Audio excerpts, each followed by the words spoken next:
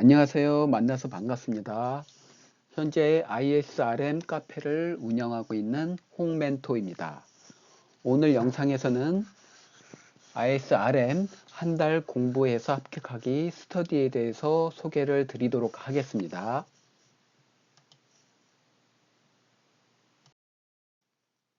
ISRM 자격을 취득하기 위해서 함께 공부할 스터디원을 모집하고 있습니다.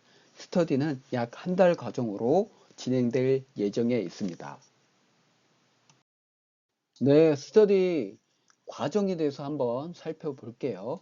ISRM 한 달 준비해서 합격하기. 이번 과정은 ISRM 시험 대비를 목표로 약 한 달 과정으로 체계적으로 좀 구성을 해봤습니다. 총 4개의 주요 과정으로 구성이 되어서 단계적으로 학습 효과를 극대화할 수 있도록 계획을 했습니다. 파란색으로 표시된 1주차는 정보보호 위험관리 계획 수립을 다루고 있습니다. 정보보호와 위험관리에 대한 용어 및 개념 학습을 정리해야 하는 단계입니다. 정보보호 거버넌스와 관리체계, 그리고 이를 바탕으로 한 계획 수립 전반을 살펴보며 전체 위험관리 틀을 이해할 수 있습니다. 2주차는 정보보호 위험평가입니다. 지금 복숭아색으로 보이는 부분인데요. 총 8일 과정으로 지금 구성이 되어 있습니다. 위협과 취약점을 식별하고 위험을 분석해서 평가하는 방법을 다루고 있습니다. 특히 이 위험평가 방법에 집중해서 시험 출제가 예상이 되는 부분을 집중적으로 학습하겠습니다. 1과목과 2과목에서 고득점을 받아야 4, 5과목에서 문제가 어렵게 출제돼도 합격이 가능합니다. 3주차는 정보보호 위험 대응 전략을 중심으로 진행이 됩니다. 정보통신 서비스 제공자, 개인정보 처리자를 기준으로 각기 다른 보호 대책을 어떻게 수립하고 적용할 것인지, 또 어떤 결함 사례가 있는지 요약 정리를 통해 학습해서 어려운 문제가 나와도 대처할 수 있도록 하겠습니다. 마지막 4주차에는 심화 과정 정리에 들어갑니다. 법, 제도, 기술 분야, 정보통신 서비스 제공자, 개인정보 처리자 관점에서 핵심 내용을 정리하고 시험 직전까지 리마인드하는 과정을 통해서 탄탄히 준비할 수 있도록 구성을 했습니다. 마무리 과정에서는 3회에 걸친 모의고사를 통해서 실전 감각을 키우도록 하겠습니다. 이번 스터디는 단순 암기가 아닌 위험관리의 흐름을 이해해서 어려운 문제가 출제되어도 대처가 가능하도록 준비했습니다. 네, 이번에는 KC에서 제공한 샘플 문제 분석을 통해서 1회 시험이 어떻게 나올 것인지 예상을 하고 우리는 어떻게 학습을 준비해야 되는지 분석하는 시간을 갖도록 하겠습니다. 총 80문제입니다. 우리 ISRM 시험은 5과목에서 총 80문제 나오고요. 1과목, 2과목, 3과목이 기본 과목으로서 20문제, 4, 5과목이 심화 과목으로 해서 각각 10문제, 다 합해서 80문제가 출제가 예상되고, 현재 샘플 문제 기준으로 분석한 결과 상중하로 구분했을 때 상으로 구분이 되는 문제가 15문제, 중으로 구분할 수 있는 문제가 33문제, 하로 구분할 수 있는 문제가 32문제. 여기서 딱 살펴봤을 때 중과 하가 합치면 80%예요. 중하의 문제를 한두 문제 실수한다고 생각을 해도 이 부분에서 어느 정도 점수를 확보해야 상 쪽에서 문제가 어렵게 나와도 우리가 ISRM 시험에 최종적으로 합격할 수 있다고 판단을 할 수가 있습니다. 1과목, 2과목, 3과목이 전략 과목으로서 그렇기 때문에 여러분들이 스터디를 통해서 기본 개념을 이해하고 용어를 키워드 학습을 통해서 머릿속에 쏙쏙 암기를 하신 후에 1, 2, 3 과목을 정리해서 이 부분에서 한 70점 이상 고득점을 받으시고 4, 5 과목에서는 한 절반 정도 틀린다고 하더라도 충분히 합격을 할 수가 있습니다. 일단 샘플 문제 분석을 계속 진행을 해 보겠습니다. 먼저 중간 난이도 약 41%의 분량이고 총 33문제가 나옵니다.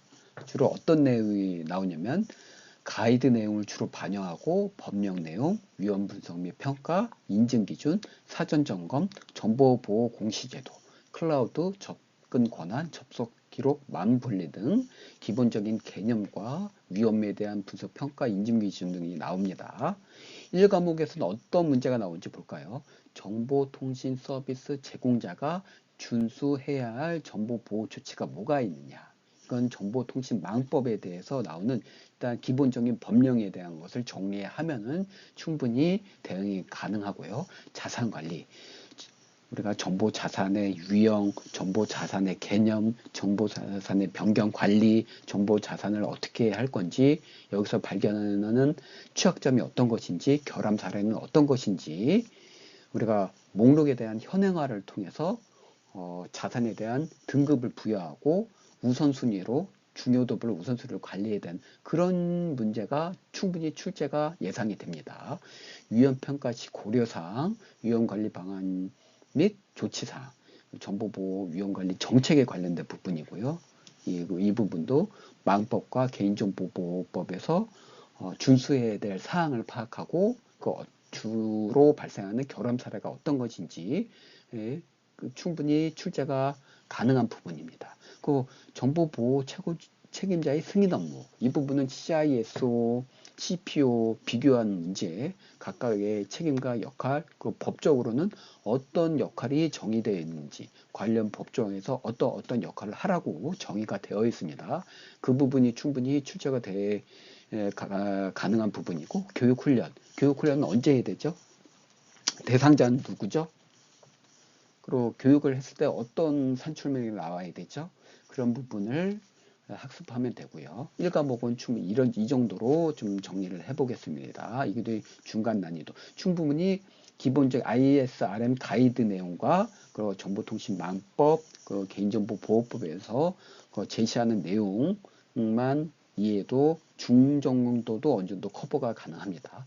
이 과목에서는 위험 분석 방법론, 위험에 대한 것이 어떤 것인지, 자산, 위협, 취약성, 이 세 가지를 망라한 분석 방법, 접근법, 평가를 어떻게 하는지, 위험평가 절차에 대해서도 샘플 강의에서도 말씀드린 위험평가 절차에서도 충분히 한두 문제가 나올 것으로 예상을 하고 있습니다. 정보 자산의 중요도 평가, 정보 자산 1과목에 대한 내용이 2과목에서 나오죠. 중요도 평가를 어떻게 하는지.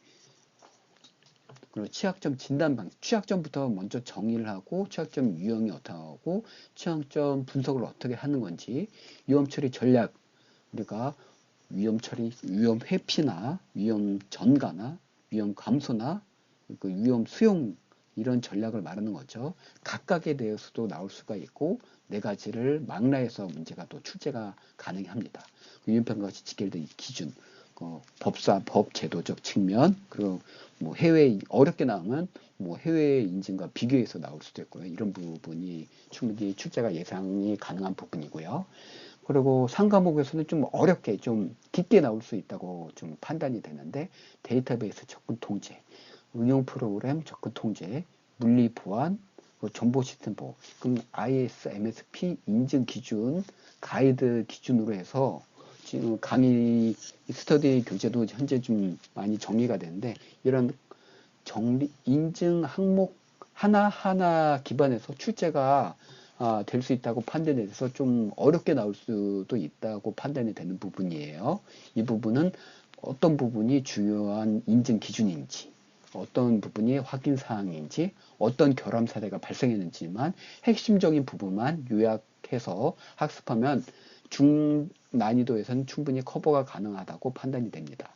문제가 되는 부분은 4과목, 5과목인데 위험 수용되는 부분, 개선 대책, 관리제의 수립을 위한 생명주기 이 부분은 중정도 난이도가 좀 쉽게 나오면 어떤 가이드에 있는 내용 그대로 선택을 해서 고르는 부분 아니면 좀 어렵게 나오면 기술적인 부분 좀 나올 것으로 판단이 됩니다. 그래서 스터디 과정에서는 기술적인 부분을 커버하기 위해서 CPPG나 정보 보안 기사에서 기술 관련된 부분을 좀 요약을 해서 제공할 계획입니다. 5과목에선 퍼블릭 클라우드, 사용자 계정, 기업의 망불 이 부분도 마찬가지로 좀 기술적인 학습이 필요한 부분도 스터디에서 관련된 내용을 제공할 예정입니다. 네, 한 달만 공부해서 ISRM 합격하자라는 목표로 한 달 과정의 스터디 과정에 대해 설명을 드렸습니다. 또 샘플 문제 분석을 통해서 어떤 문제가 출제될 것인지 예상 문제를 알아보는 시간도 가져보았습니다. 홍멘토와 함께하는 ISRM 스터디를 통해서 이번 시험에 다 같이 합격하기를 기원합니다.